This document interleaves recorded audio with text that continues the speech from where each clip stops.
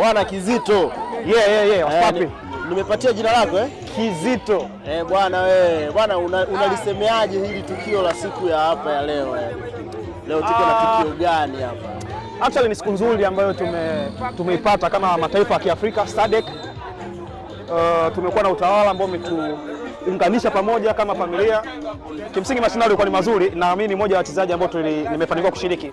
Kwa hiyo ni siku nzuri sana, tumefurahia. Watu wameenjoy, tumefahamiana. Tumepata marafiki wapya na vitu kama hivyo.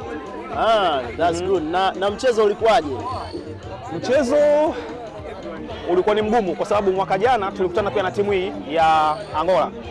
Nao pia wanafahamu kama tuko vizuri. Kwa hiyo tulipata very challenging game. Lakini ndio hivyo. Tulichukua nafasi ya 3, tunashukuru. Bwana hatari sana. Nakubali sana wanangu. Ni changamoto. Bwana ngoja tumtafute mtu mwingine hapa. Poa.